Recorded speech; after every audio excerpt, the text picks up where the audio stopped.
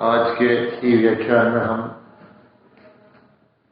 तृतीय वर्ष समाजशास्त्र, जो हमारे समाजशास्त्र का मोहनलाल सुखाड़े विश्वविद्यालय का पाठ्यक्रम है, उसमें ग्रामीण तथा नगरीय समाजशास्त्र का जो प्रश्न पत्र है उसमें हम बात करेंगे ग्रामीण समुदाय के बारे में। ग्रामीण समुदाय का जो है अर्थ, उसकी विशेषताएं और समुदाय किसको कहते हैं, हम इस पर हम संक्षेप बात करेंगे।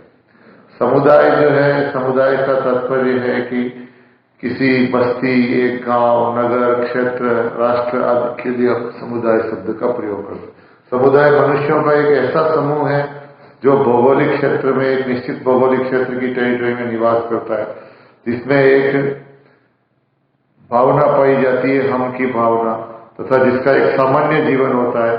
मानव की अधिकांश आवश्यकताएं समुदाय में ही पूरी होती है। एक समुदाय में निवास करने वाले लोगों में एकता और सामूहिकता की भावना होती है, और एकता और सामूहिकता की ये भावना है वो घनिष्ठता के रूप में उनमें बंधन होता है। समुदाय की परिभाषा के अंतर्गत जो है मैकाइवर ने लिखा है, मैकाइवर और पेज ने समुदाय की जो परिभाषा बताई है, उन्होंने कहा है कि किसी एक छोटे या बड़े समूह के सदस्य जब आपस में एक दूसरे के इस प्रकार रहते हैं कि किसी विशेष प्रकार की हित की भागीदारी होती है, सामान्य जीवन होता है और आधारभूत स्थितियां जो है उन सामान्य उनमें भाग लेते हैं, और उसमें एक समुदाय की रचना होती है। समुदाय का तात्पर्य कई आधारों पर होता है। समुदाय का आधार स्थानीय क्षेत्र हो सकता है, सामुदायिक भावना हो सकती है। किंग्सले डेविस ने समुदाय के बारे में बताया कि एक छोटा स्थानीय समूह जिसमें सामाजिक जीवन के सभी पहलू विद्यमान होते हैं, उसको समुदाय कहते हैं।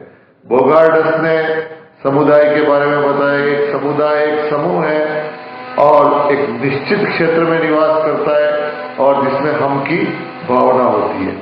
तो ये जो सभी परिभाषाएं हैं, इसके अंतर्गत हम देखते हैं कि समुदाय के अंतर्गत जो है एक तो हम की भावना होती है, निश्चित भौगोलिक क्षेत्र होता है, आपस में पारस्परिक संबंध होते हैं।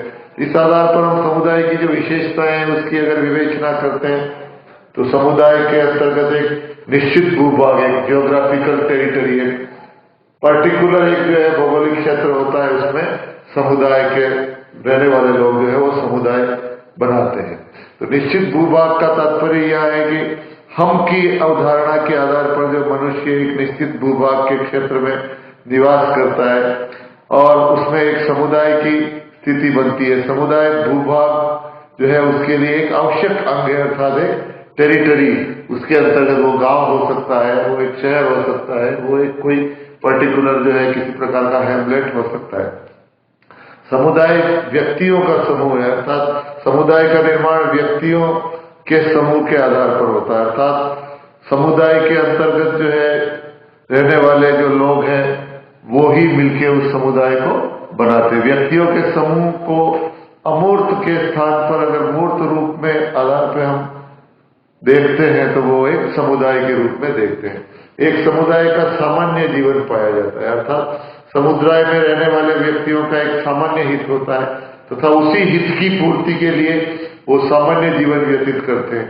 उसमें नियम, व्यवस्था, व्यवहार एक ही प्रकार की होती है। व्यक्तिगत विशिष्टता के स्थान के आधार पर विशेषताओं का महत्वपूर्ण जो है वो सामुदायिक स्थान होता है। समुदाय का संपूर्ण जीवन सदैव गतिशील होता है तथा समुदाय की ये गति रहने वाले लोग जो है मनुष्य, उनके मानव संबंधों की एक रूपता के आधार पर निर्धारित होती है। समाज के सामाजिक संबंधों में समरूपता तथा विषम रूपता दोनों ही पाई जाती है, परंतु समुदाय के अंतर्गत समरूपता अर्थात होमोजीनियटी होना बहुत आवश्यक है। इसी प्रकार समुदाय का एक उद्देश्य होता है, अर्थात जो भी समुदाय में निवास कर रहा है उसमें रहने वाले लोगों का एक उद्देश्य होता है, परंतु समुदाय के लोग, उनके उद्देश्य सामान्य होने चाहिए, समानताएं होती है। जैसा कि ग्रीन ने बताया कि समुदाय के अंतर्गत भौगोलिक समूह होता है परंतु उनमें कई सारी समानताएं होती है। किसी एक निश्चित समुदाय में अनेक प्रकार की समानताएं होती है, इसमें नियमों की समानताएं, प्रथाएं, रीतियां, नीतियां, जनरीतियां आदि समुदाय के अंतर्गत एक सबसे महत्वपूर्ण होता है सामुदायिक भावना का होना, और समुदाय के अंतर रहने वाले उनके अंतर्गत समुदाय के प्रति वी फीलिंग जब होती है तभी वो समुदाय का अंग बन पाते हैं। समुदाय का जन्म विशेष अपने आप होता है, स्वतः। समुदाय का जो उद्भव होता है वो स्वतः होता है, अर्थात किसी प्रकार से उसके लिए हमको कोई फॉर्मेशन नहीं करना पड़ता। इसी प्रकार समुदाय का, प्रत्येक समुदाय का एक विशिष्ट नाम होता है और उसमें एक स्थायित्व होती है, अर्थात प्रतिदिन वो बदलता है, परिवर्तित नहीं होता है। समुदाय के अंतर्गत आत्मनिर्भरता पाई जाती है, अर्थात जो भी समुदाय है वो अपने आप में एक स्वावलंबी या उसमें आत्मनिर्भरता का भाव होता है। तो जब हम ग्रामीण समुदाय की बात करते हैं तो हमको ग्रामीण शब्द की व्याख्या के ऊपर भी बात करनी चाहिए। तो ग्रामीण शब्द का जो यहाँ तात्पर्य है, ग्रामीण से तात्पर्य ये है कि जहाँ कृषि की प्रधानता हो और जहाँ प्रकृति पर निर्भरता हो, कृषि ग्रामीण का पर्याय है। ग्रामीण की जो व्याख्या है नगरीय शब्द के विपरीत है, अर्थात जो नगर में जो विशेषताएं हैं, नगर में जो प्रणालियां हैं, नगर में जो तौर तरीके हैं, नगर की जो विशेषताएं हमको दिखाई देती है, ग्रामीण क्षेत्र उसके विपरीत जो है विशेषताएं, उनको हम ग्रामीण के रूप में मान सकते हैं।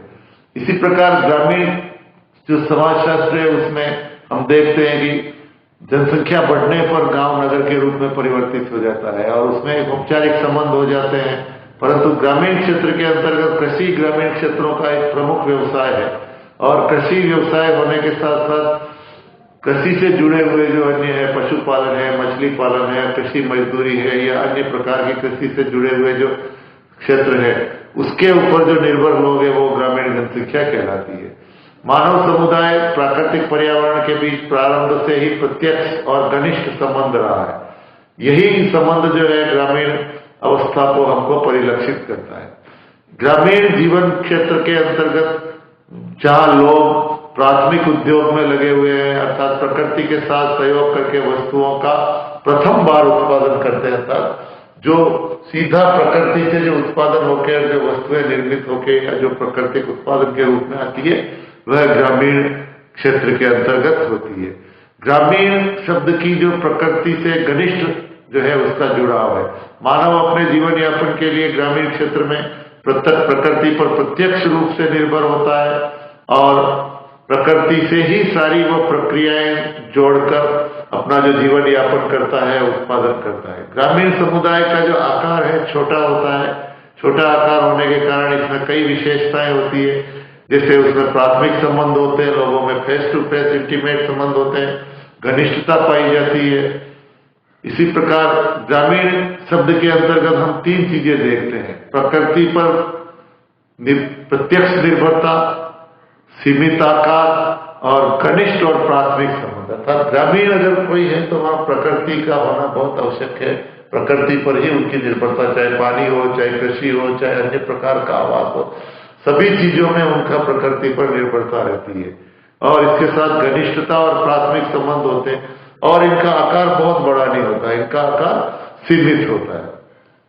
इस प्रकार जो ग्रामीण का जो निर्धारण अलग अलग प्रकार से हम करते हैं, भाई ग्रामीण की परिभाषा हम कैसे करेंगे, तो ग्रामीण की परिभाषा के अंतर्गत कृषि द्वारा आय, अथवा हम कह सकते हैं कि कृषि के ऊपर उसका पूर्णतः जीवन यापन, और दूसरा हम कह सकते हैं कि वहां जनसंख्या का घनत्व कम होता है। तो ये ग्रामीण की जो कुछ प्राथमिक जो विशेषताएं हम इस प्रकार से देख सकते हैं। तो इससे हम ग्रामीण समुदाय की जो विशेषताओं के बारे में बात करते हैं तो उसमें हम पाते हैं कि ग्रामीण जो है वो प्रकृति पर प्रत्यक्ष रूप से निर्भर है, सीमित आकार है, घनिष्ठ तथा प्राथमिक संबंधों की वह प्रधानता है, कृषि तथा कृषि से जुड़े हुए अन्य क्षेत्रों से उनका जीवन यापन होता है और जनसंख्या का घनत्व वहां कम पाया जाता है। जो शहरी क्षेत्र या अन्य जो विकसित क्षेत्रों की तुलना में ग्रामीण क्षेत्र में जनसंख्या का, इस प्रकार हम ग्रामीण समुदाय की जो विशेषताओं की बात करते हैं तो हम ये पाते हैं कि ग्रामीण समुदाय ग्रामीण पर्यावरण के अंदर स्थित व्यक्तियों का कोई छोटा अथवा बड़ा भूभाग होता है जो प्रकृति पर प्रमुखतः प्रत्यक्ष रूप से निर्भर होता है, प्रकृति के साथ सहायता से आजीविका उत्पादित करता है, प्राकृतिक संबंधों के आधार पर अपनी आवश्यकताओं को पूरी करता है और उनमें एक जो बिल्कुल सजातीयता, सामुदायिक जो है भावना का उसमें प्रचलन पाया जाता है। ग्रामीण समुदाय की जो विशेषताओं के अंतर्गत हम देखते हैं कि ग्रामीण समुदाय परस्पर संबंधित तथा असंबंधित व्यक्तियों का वह समूह होता है जो आपस में एक परिवार से अधिक विस्तृत एक बहुत बड़ा घर बनाकर रहते हैं, परस्पर निकट निकट उनके आवास होते हैं तथा उनमें एक पारस्परिक संबंध की स्थिति होती है। ग्रामीण समुदाय के अंतर्गत संस्थाओं में व्यक्तियों का परस्पर समावेश होता है तथा एक छोटे से केंद्र के रूप में चारों ओर संगठित होते हैं तथा सामान्यतः प्राथमिक हितों के लिए आपस में ये जुड़े हुए होते हैं।